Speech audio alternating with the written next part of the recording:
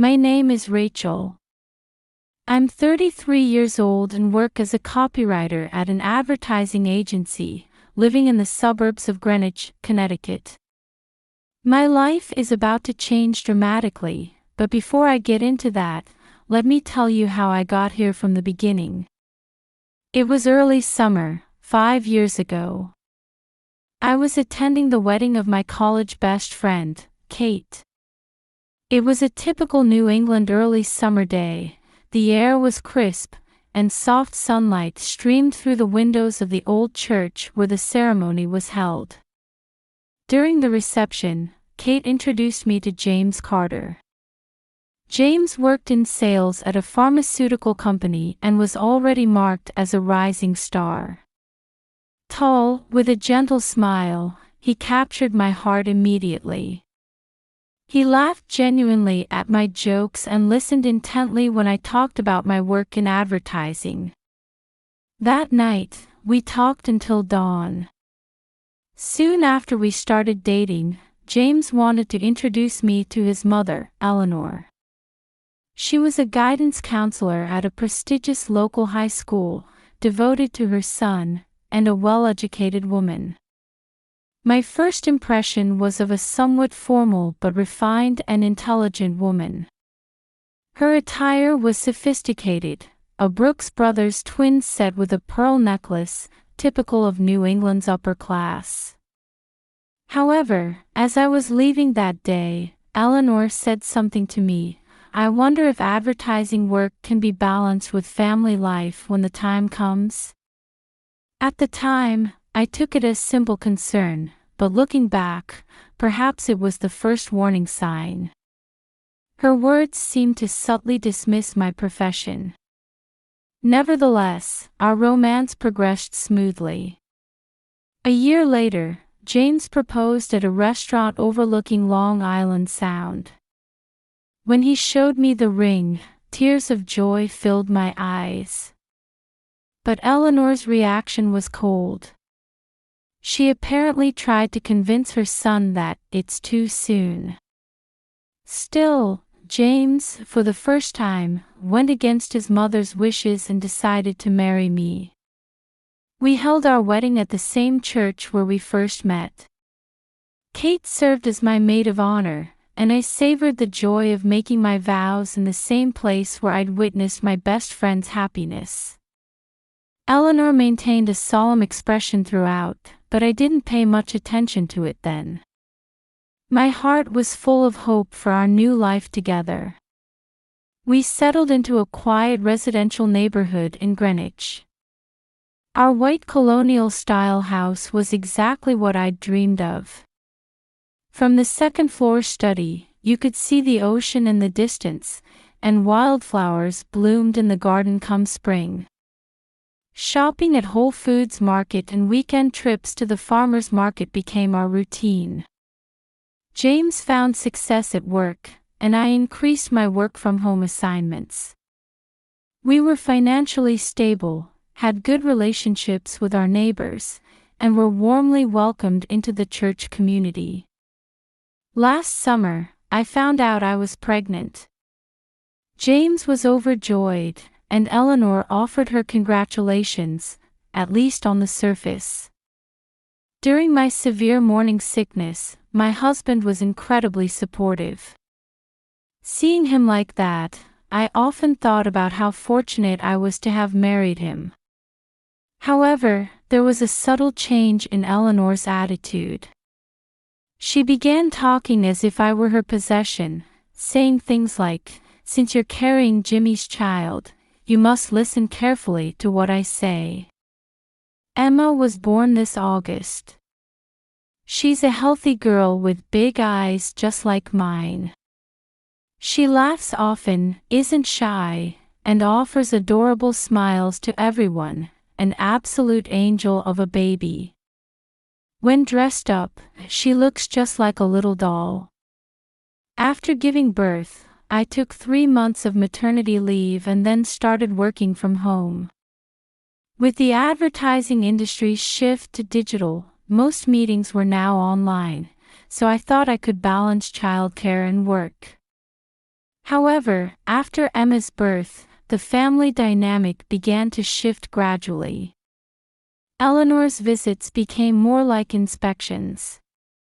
Eleanor started coming over frequently. At first, I thought it was natural. She wanted to see her granddaughter. But soon these visits became burdensome. She began giving detailed instructions about how to care for Emma.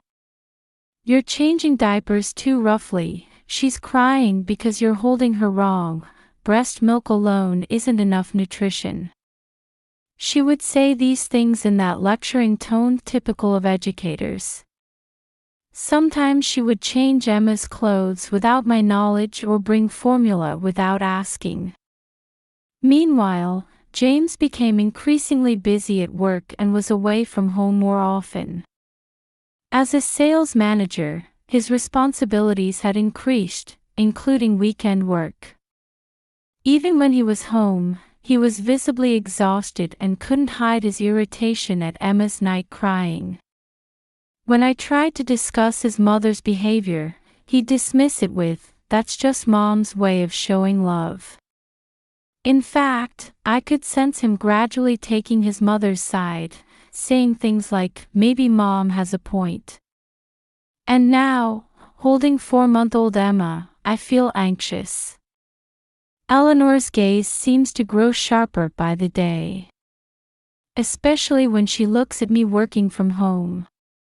When Emma cries during an online meeting, she smirks triumphantly, saying, "See?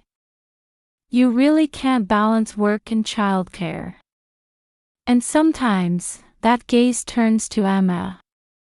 It's a cold, evaluating look. I was beginning to feel an instinctive danger in the way my mother-in-law looked at my daughter. 2 weeks after I started working from home, my anxieties began to become reality. One Wednesday morning, during an important online meeting with a major beverage company, while brainstorming catchphrases for a new product, Emma suddenly started crying violently. It was usually her nap time, but she happened to wake up that day. "I'm sorry, please wait a moment." Just as I pressed the mute button and was about to rush to Emma's room, Eleanor came in through the front door. She had been using her spare key to let herself in more and more frequently. "Oh, working. But the baby is crying. As a mother, which should you prioritize?" Before I could respond to her words, I hurried to Emma's room. But Eleanor's words stung like thorns. After the meeting, as she elegantly sipped her tea, she declared, "I guess professional work is just too much for you." That evening, when I discussed this with James, he tiredly said, "Maybe mom is right. My salary alone is enough for us to get by." Those words made me feel deeply alone. Before marriage, he had understood and supported my career. Our differences in childcare philosophy became more pronounced by the day. I followed modern parenting books, focusing on building attachment with Emma. I would pick her up immediately when she cried, always speak to her gently, and maintain constant physical contact. But Eleanor looked at my methods as if viewing an amateur's ignorance. "You're spoiling her too much. It's good to let babies cry a little. It strengthens their lungs. She'll get too used to being held."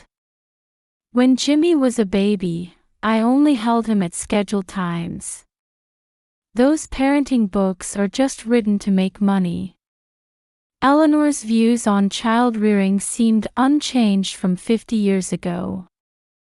She spoke of her experience as absolute truth and completely rejected modern parenting methods. Even vaccination schedules became a major point of contention. I was following the standard schedule in consultation with our pediatrician. However, Eleanor insisted that vaccinations are dangerous while the immune system is immature. She even got into an argument with the pediatrician when she tried to change the schedule without permission. The issue of solid foods was even more serious. Emma was only 4 months old. The doctor had said breast milk or formula alone is sufficient until at least 5.5 months. Despite this, Eleanor persistently pushed for starting solid foods. One day, while I was working, I caught her trying to feed Emma potato soup. Emma is only 4 months old. It's too early for solid foods. Well, I started when Jimmy was 3 months old. And look how well he turned out. But nowadays, young mothers these days are just too neurotic. When I told James about this incident, he again wore that tired expression and said, "Mom's just trying to help. Is it really worth getting so worked up about?" Eleanor's influence gradually increased. Her visits became almost daily, and she began acting like the lady of the house. She even criticized my meal planning, saying things like, "The balance is wrong," or "There's not enough nutrition." She would barely touch the food I prepared. The breaking point came with Emma's baptism. We had planned to hold it at the church in spring.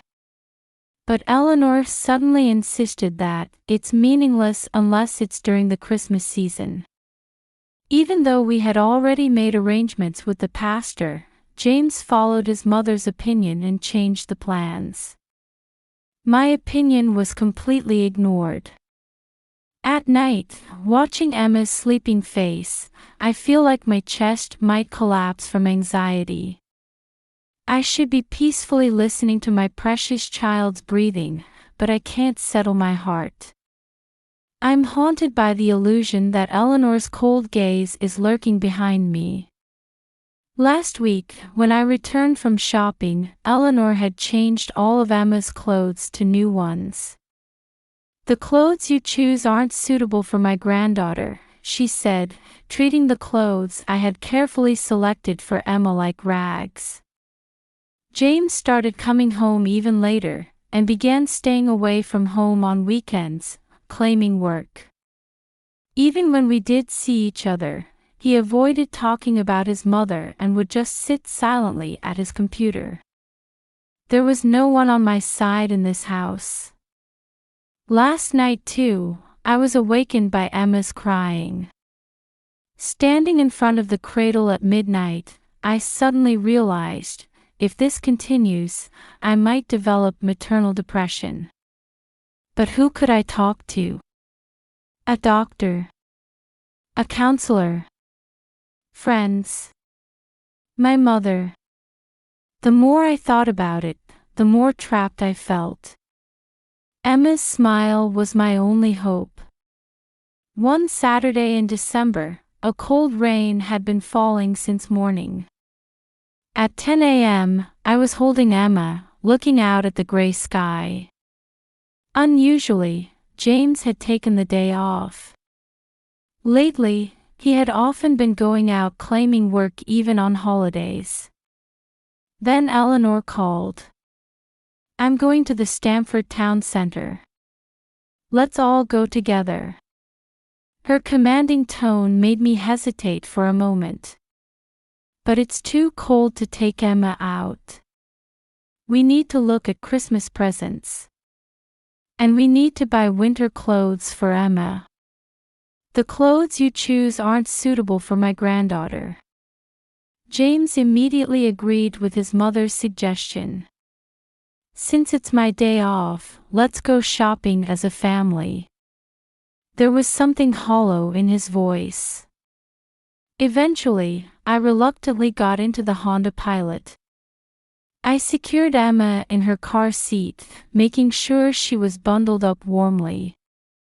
Eleanor sat in the front passenger seat, her perfume filling the car. James sat silently in the driver's seat. When we arrived at the mall, Eleanor made a beeline for the luxury children's clothing section. "We'll dress her in this. It's Brooks Brothers children's wear." I was speechless when I saw the price tag. Such expensive clothes weren't necessary for a 4-month-old baby. "Emma will outgrow them so quickly. Don't worry about money. I'll buy them." As Eleanor kept pushing expensive clothes on us, I tried to politely decline. Eleanor's expression darkened, as if I had rejected her kindness. James watched this scene without saying anything. During lunch, Emma started crying in the food court. When I tried to head to the nursing room, Eleanor stopped me. "Feed her here.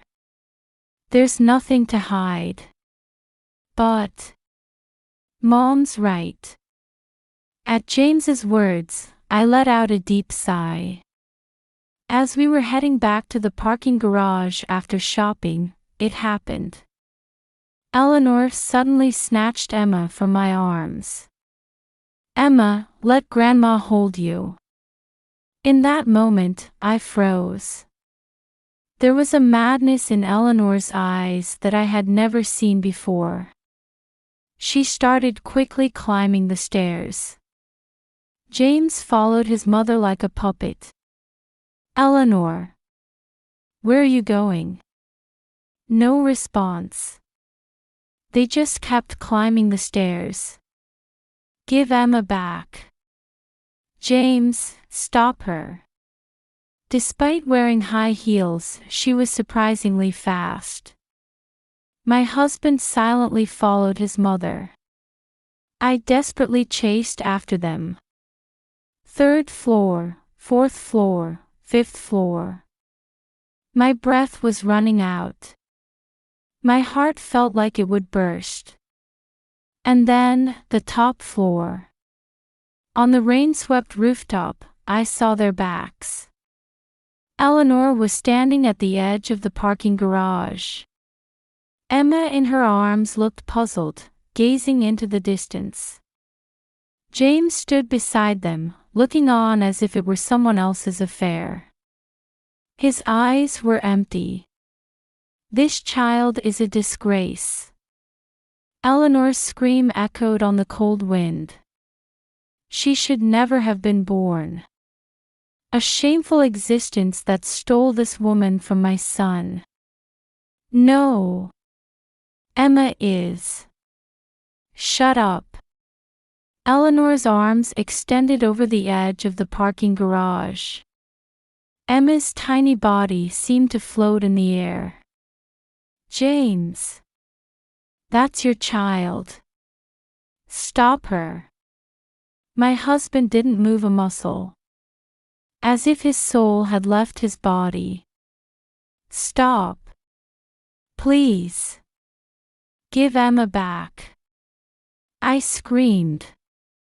Fighting my legs that felt ready to collapse, I desperately ran toward them. That's when Emma's body separated from Eleanor's arms. Time seemed to stop. Emma's tiny body slowly falling against the gray sky. I thought I heard my own scream echoing in the distance. James just watched his daughters fall with vacant eyes. A 3-story fall. Emma's body landed on a pile of cardboard boxes on the 1st floor. They had happened to be there for Christmas merchandise deliveries. I heard Emma crying. "The baby. Someone call an ambulance." "It's okay, we're here." Shoppers quickly gathered around Emma. I tumbled down the stairs. My legs were shaking, and I nearly fell several times. But I could hear Emma crying. She was alive. My precious daughter was alive. "The police and ambulance are coming. These cardboard boxes saved her. It's a miracle." Amid the voices of people echoing in the distance, I held Emma tight. She was warm. The definite weight of life. Looking back, Eleanor and James were still standing motionless on the rooftop, looking down at us. I couldn't see their expressions from this distance. Only the cold rain continued to fall. The sound of sirens gradually approached, drowning out the sound of the cold rain. Paramedics quickly arrived at the scene, carefully extracting Emma from the pile of cardboard boxes. My legs were shaking so badly that I collapsed on the spot. She's fully conscious. Vitals are stable. The paramedic's voice echoed distantly. Emma continued to cry. That crying was now the greatest comfort.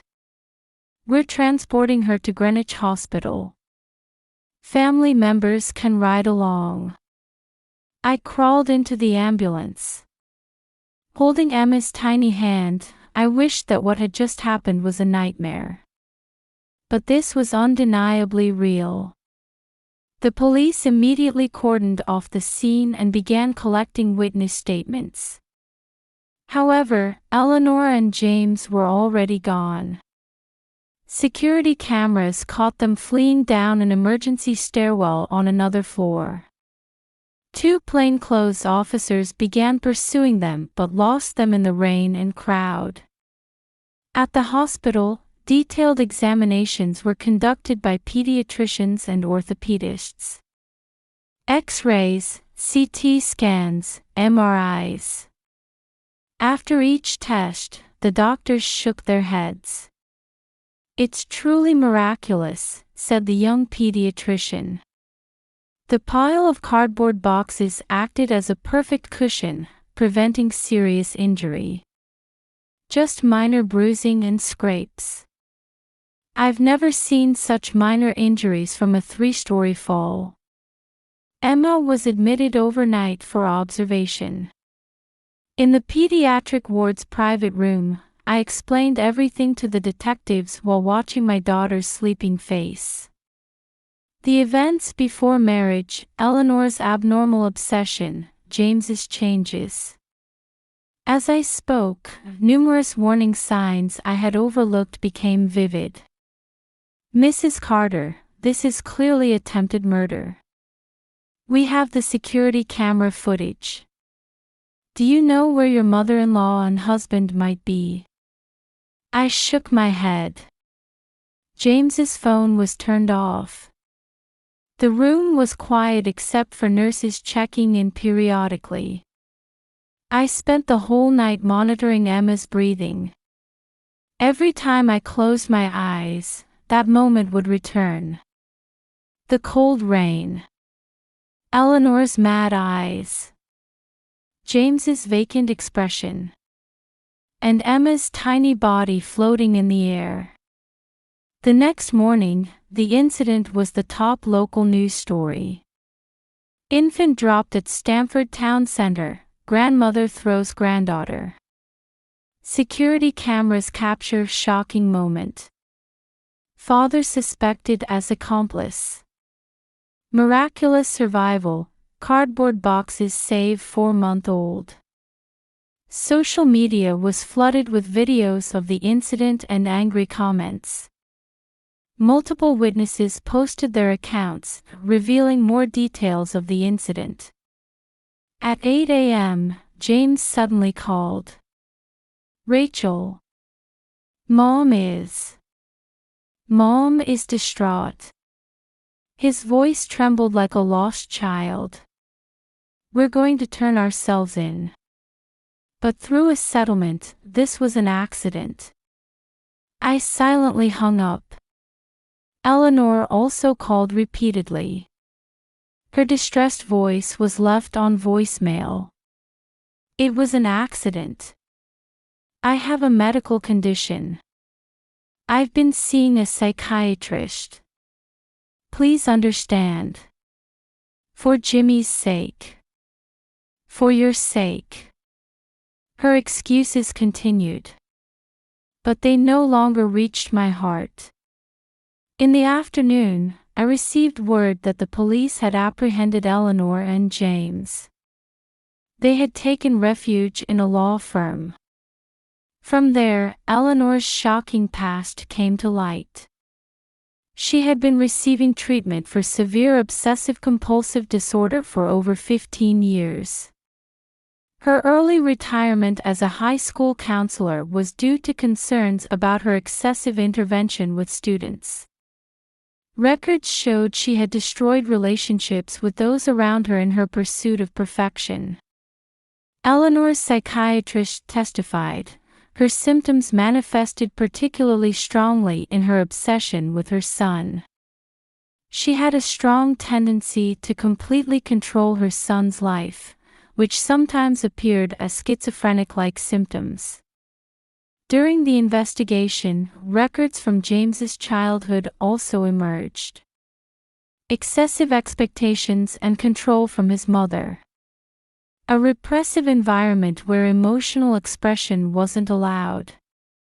The fear that "Mom will abandon me if I don't obey her" had warped his personality.